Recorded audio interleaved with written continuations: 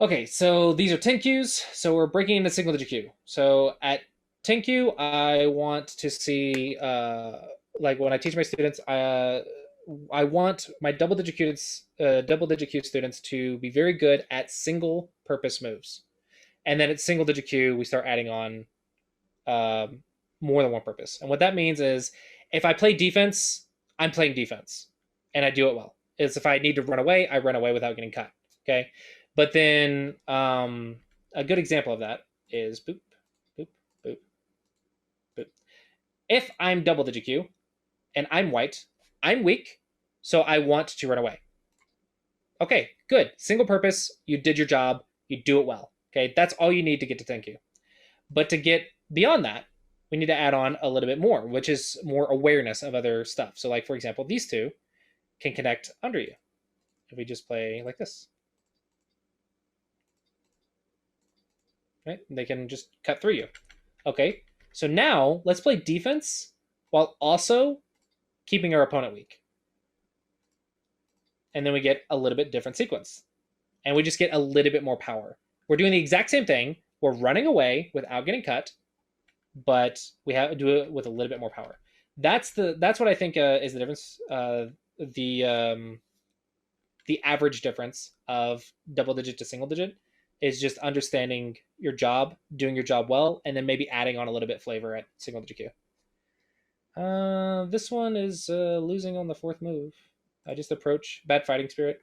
I don't want to go into that one because I'm running low on time, so I just want to go into the strategies. Um, okay. I feel like black's shapes are weird. I don't like this. We have a weak group. Two space jump is a weak group when you have a stone on both sides. When there's a stone on both sides, it means you need another move.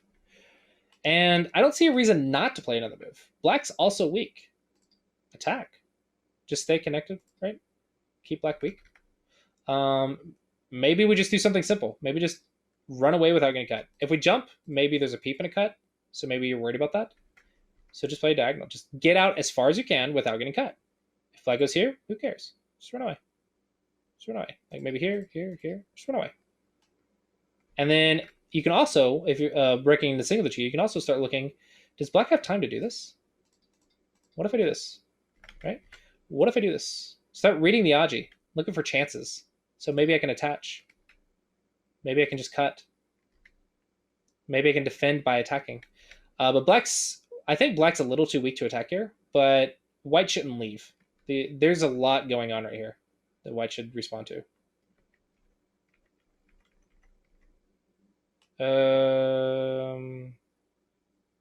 It's too close to thickness. Extensions are 4 space or 5 space jumps. Also, there's a Shamari. Also, there's 2 weak groups. Okay, so we're just ignoring these weak groups. I think that's a big problem, but okay. Going for territory again instead of influence. Like, if we're assuming this is okay, like a cap and Sente, I don't know. Just let white connect or something. I don't know. I don't care. Do something. Just let white live, and then we come back and do that. Would be a very nice combination. But I'm seeing today at least a lot of Moyos are getting territory instead of building up their position.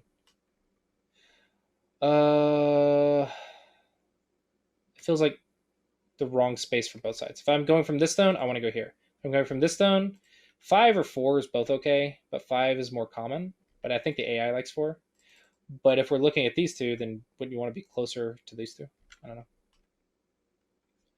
Okay, so now we're looking at bases and surrounding again. So weak groups. Shoulder hit is almost touching, so this is kind of this is going to make your opponent stronger. So you want to unsettle first, and then you want to cap. This is a good way to surround. So if we just cap right here, if we say, hey, you don't have a base, I'm just going to cap, and they run. That looks very nice. It's a lot of influence. And then you can do that to attack over here, because I'm assuming we're strong because you Tanukid it. You can start attacking this. You can do a lot of cool stuff. But I think here, your 2 stones aren't perfect. So I think one more move. That looks like a perfect base to me. And then black maybe tries to settle, and you just attack, run, cap, run, cap, run, cap, run. And you control the center now. And then you do the same thing over here. Cap, run. But you do have a weak group, so maybe you have to like save that somehow.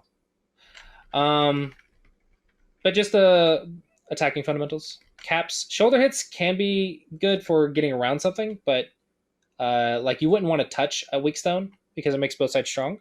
Shoulder hits are basically touching moves because the next move touches.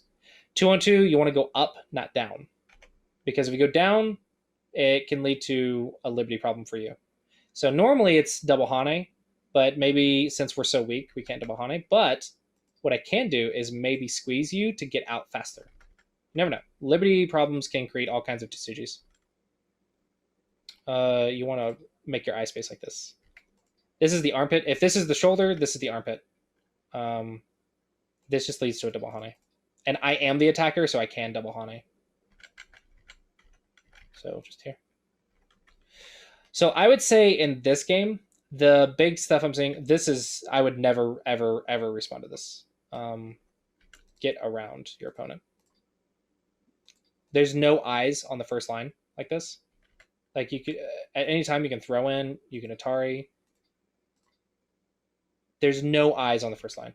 Even if we surround and black comes out and then goes, there's never an eye right here. So for attack and defense purposes, this is completely irrelevant. All this is points, and points is just the Yosei. So I would say the big lessons in this game is going to be attack and defense. The way to understand that is understanding, do I have a base or do I not? So the A group, it doesn't have a base. The B group does have a base, so I could understand a mistake there. But we say that the one stone jumps two is fine up until there's a stone on both sides. When there's a stone on both sides, now you have to respond. Because that's only a box 4. It's only one eye. So it's strong up until it's not. Okay, and then down here with the C group, unsettle and then surround. Surrounding is I think what you need to respond to right here. Okay. I think we're surviving. We're playing defense, if that's correct. I don't know. This is not the largest framework. It looks like white's alive because we have an eye right here, eye right here.